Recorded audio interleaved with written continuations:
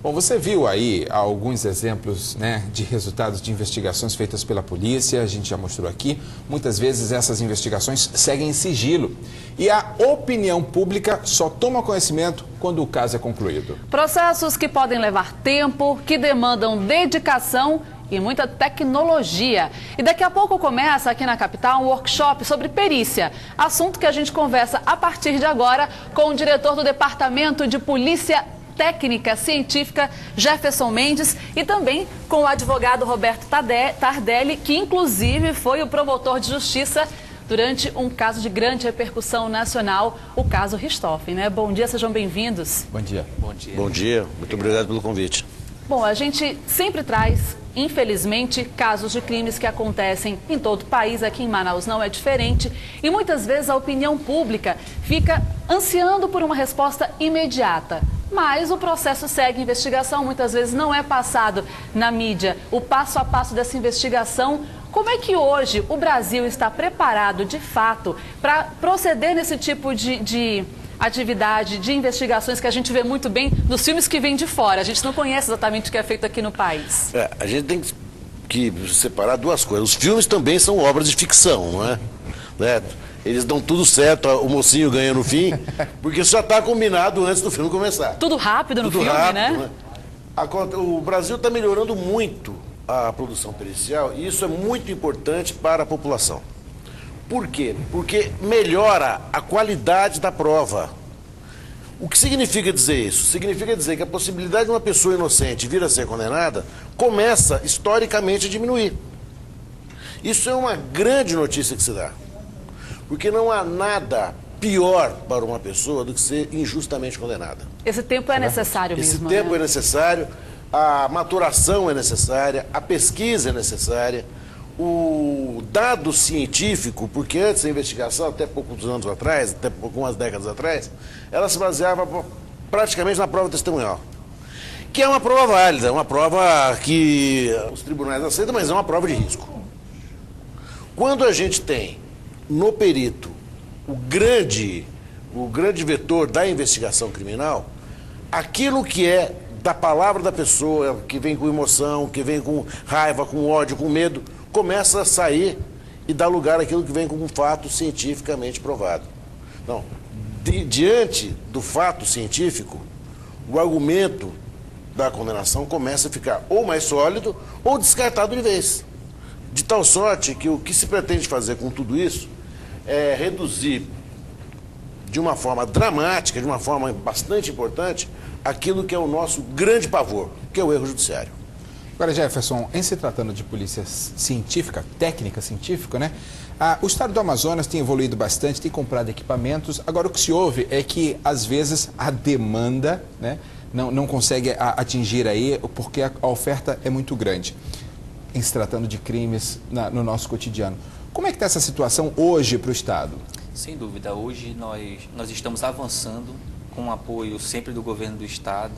A perícia hoje está numa fase de crescimento, uma fase de estruturação, uma fase de estruturação física, estruturação de pessoal, que ainda não temos o pessoal suficiente para abranger toda a nossa região amazônica, a região do estado do Amazonas.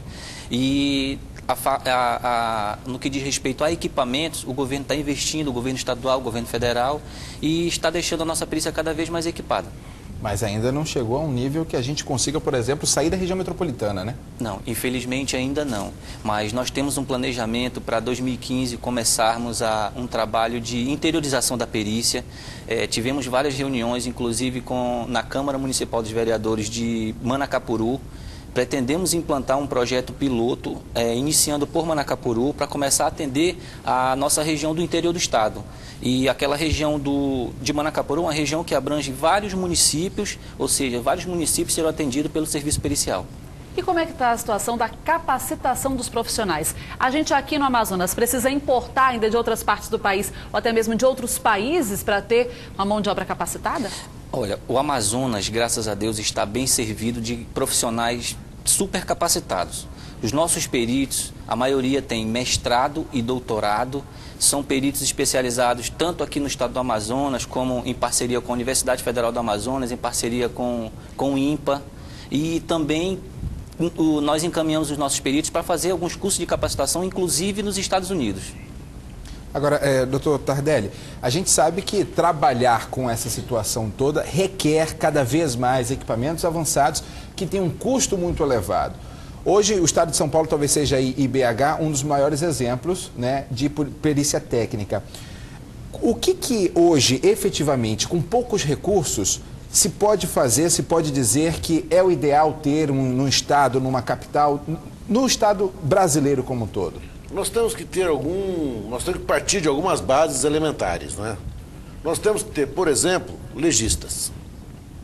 Isso é fundamental a gente ter, porque é o dado, não vou dizer num crime de homicídio, vamos dizer numa morte causada por fatores externos. É preciso que alguém que tenha um saber científico na área nos diga por que morreu. Não pode ser um prático, não pode ser um médico que colabore com o delegado de polícia. Tem que ser alguém voltado para isto. É uma situação que já é deficitária em várias cidades. Né? Isso é um ponto fundamental. Nós teríamos que mudar alguma coisa na lei. O Brasil, por exemplo, as pessoas não sabem, vou contar uma coisa para vocês. Aquela cena do filme em que ele é identificado pela impressão digital, esquece isso no Brasil. Até porque nós temos um cadastro, né? Não, porque todo mundo no Brasil tem impressão digital.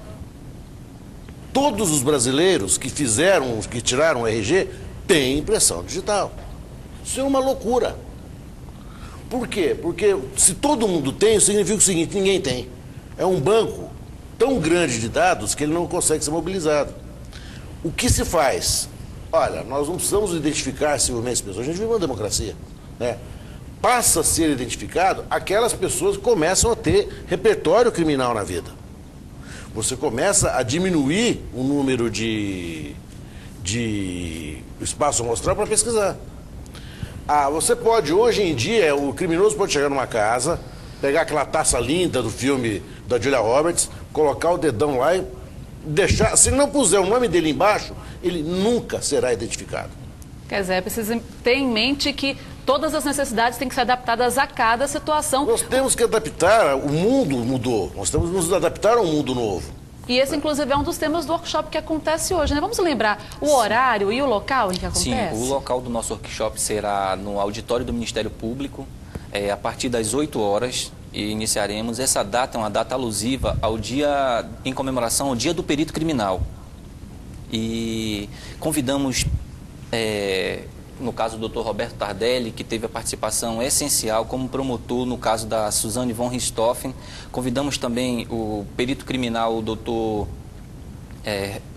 Patoli, que atuou no caso da Mércia Nakashima, e tudo isso daí é tentando evidenciar a importância da prova pericial, a importância da ciência contra o crime.